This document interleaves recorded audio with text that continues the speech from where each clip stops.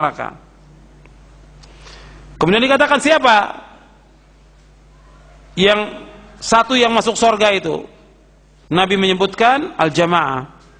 Hadis ini sahih, diriwayatkan oleh Imam Ibnu Majah dalam sunannya, dalam Kitabul Fitan, bab iftiraqul umam. Kemudian juga Imam Al-Lalikai dalam Syarah Usul I'tiqad Ahlussunnah wal Jamaah, dan juga Ibnu Abi Asim dalam kitabnya Sunnah. Dan hadis ini hasan. Jadi Yahudi yang terpecah itu menjadi 71 golongan, 70 masuk neraka, satu yang masuk surga. Satu yang masuk surga yang beriman kepada Nabi Musa alaihissalatu wassalam dan wafat dalam keadaan beriman. Nasrani 72 golongan, 71 masuk neraka, satu yang masuk surga. Satu yang masuk surga yang beriman kepada Nabi Isa alaihissalatu wassalam dan wafat dalam keadaan beriman. Kemudian, dan ini yang satu yang masuk surga dari umat Yahudi Nasrani sebelum diutusnya Nabi Muhammad SAW. Setelah diutusnya Nabi Muhammad SAW, maka mereka semuanya wajib masuk ke dalam Islam. Kemudian umat Islam terpecah menjadi 73 golongan, 72 masuk neraka, satu masuk surga. Satu yang masuk surga, Nabi menyebutkan al-jamaah. Dalam riwayat yang lain, kulluhum fin nari illa millatan wahidah ma ana alaihi wa ashabi. Semuanya masuk neraka kecuali satu, yaitu orang-orang yang mengikuti aku dan para sahabatku. Hadis ini hasan, diriwayatkan oleh Imam Tirmidzi dan Hakim dari sahabat Abdullah bin Amr. Jadi ikhwan fillah, azakumullah, kita diwajibkan untuk mengikuti pemahaman salaf. Dan ini yang akan membawa kepada keselamatan dunia dan akhirat. Sebagaimana yang difirmankan oleh dalam Al-Quran dan juga disabdakan oleh Rasulullah SAW. Dan juga dijelaskan oleh para imam ahlu sunnah, sebagaimana dikatakan oleh Imam Al-Auza'i, seorang imam ahlu sunnah dari Syam yang wafat tahun 157 Hijriah. Kata beliau, alaika bi athari man salaf wa in rafadaka an-nas wa iyyaka wa ara' ar-rijal wa in zakhrafu laka bil qaul. Hendaklah kalian mengikuti jejak salafus saleh meskipun orang menolakmu, dan jauhkan perkataan orang, tokoh-tokoh, meskipun mereka hiasi dengan perkataan yang indah. Jadi kita diperintahkan untuk mengikuti jejak salafus saleh. Selanjutnya kita masuk kepada prinsip yang keempat, bahwa ahlu sunnah mementingkan masalah ilmu. Ahlu sunnah mementingkan masalah ilmu. Ya, di antara prinsip ahlu sunnah, mereka ihtimam kepada ilmu. Sebab ilmu ini wajib kita tuntut. Ilmu yang dimaksud ilmu syar'i.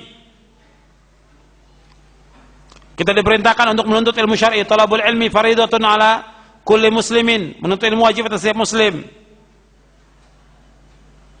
Jadi ahlu sunnah mementingkan ihtimam kepada ilmu.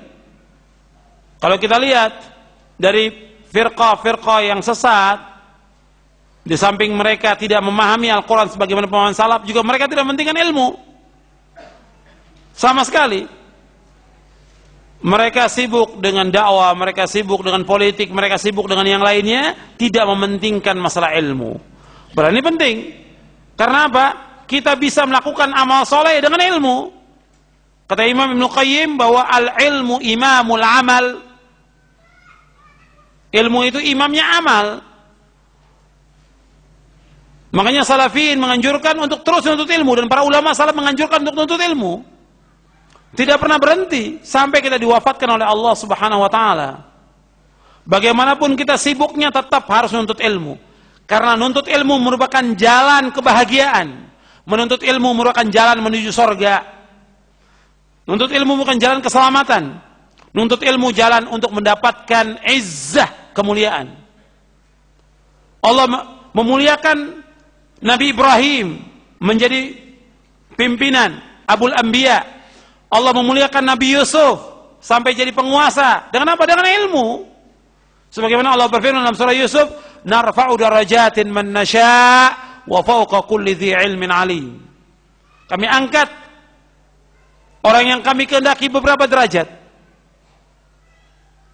Dan setiap orang yang berilmu di atasnya ada Allah yang ma'alim. Kata Imam Malik, narfa'u darajatin man nasha', kami angkat beberapa derajat orang yang kami kehendaki. Dengan apa? Bil ilmi, dengan ilmu. Jadi kalau orang ingin mencari kekuasaan, dengan ilmu dulu. Mencari kemuliaan dengan ilmu. Untuk masuk surga dengan ilmu. Allah mulai dalam Al-Quran dengan apa? Dengan ilmu. Iqra, bacalah dengan ilmu. Kemudian juga Allah berfirman dalam surah Muhammad, surah 47 ayat 19. Fa'alam annahu la ilaha illallah wastaghfir li dzambika walil mu'minina wal mu'minat wallahu ya'lamu mutaqallabakum wa mathwaakum. Allah berfirman dalam surah Muhammad ayat 19, fa'alam annahu la ilaha illallah. Ketahuilah bahwasanya tidak ilah yang berhak diibadahi melainkan hanya Allah. Wastaghfir li dzambika, dan mohonlah ampun untuk dosamu. Mohon ampun kepada Allah agar Allah mengampuni dosamu. Walil mu'minina wal mu'minat, dan juga orang-orang mukmin dan orang-orang mukminat, kaum mukminat. Wallahu ya'lamu mutaqallabakum wa mathwaakum. Dan Allah mengetahui tempat tinggal kamu dan tempat kembali kamu. Jadi Allah mengetahui tempat usaha kamu dan Allah juga mengetahui tempat kembali kamu. Al-Imam Al-Bukhari rahimahullah dalam kitab sahihnya ketika membawakan ayat ini kata beliau apa? Fabada'a bil ilmi qabla al-qawli wal amal. Kata Imam Bukhari di Sahih Bukhari di juz yang pertama di Kitabul Ilmi, kata beliau fabada'a bil ilmi qabla al-qawli wal amal. Allah memulai dalam ayat ini dengan ilmu sebelum berkata dan sebelum berbuat. Dari kalimat apa? Fa'lam, ketahuilah. Dimulai dengan apa? Dengan ilmu. Jadi kita harus belajar ilmu syar'i. Dan salaf itu ihtimam dengan ilmu, tidak sebagaimana ahlul bid'ah, tidak sebagaimana hizbiyyin dan harakiyin, tidak menganjurkan orang untuk menuntut ilmu. Dianjurkan mereka untuk berbuat, dianjurkan mereka untuk berdakwah tanpa ilmu. Bagaimana mereka berdakwah, mengajak orang tanpa ilmu? Tidak boleh. Disuruh mereka dibina untuk jadi dai, dibina mereka untuk jadi mubaligh, tapi nggak diberikan ilmu yang mapan, yang cukup, nggak mungkin. Ilmu itu lama waktunya. Sekarang orang dikadar untuk jadi khatib, kan banyak sekarang kadar khatib, seminggu 10 hari, dapat apa 10 hari? Nabi saja 23 tahun. Rasulullah berapa? 23 tahun turun wahyu. Ini 10 hari dikadar supaya jadi khatib, 10 hari jadi dai, 10 hari supaya menjadi angkatan mujahid. Bagaimana? Ilmu lebih dahulu. Nggak mungkin orang bisa berdakwah tanpa ilmu. Nggak mungkin dia mengajak umat tanpa ilmu. Bagaimana dia khutbah mengajak umat, menyampaikan ilmu kepada umat kalau dia sendiri tidak berilmu? Nggak mungkin.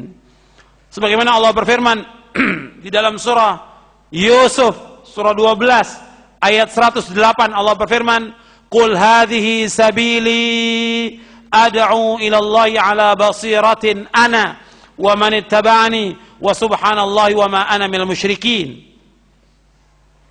Qul hadhihi sabili, katakanlah ini jalanku. Ad'u ila Allah, aku mengajak manusia ke jalan Allah. Ala basiratin, dengan dasar ilmu dan keyakinan.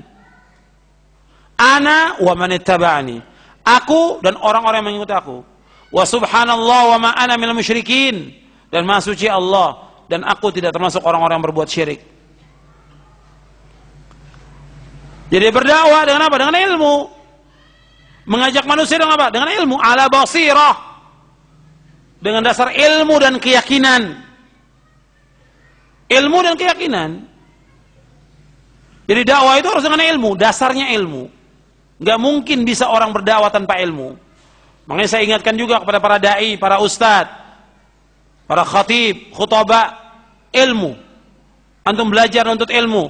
Dan terutama kepada para dai, para ustadz, minimal antum baca 4 jam sehari, minimal 4 jam. Bagaimana antum dakwah, antum nggak pernah baca?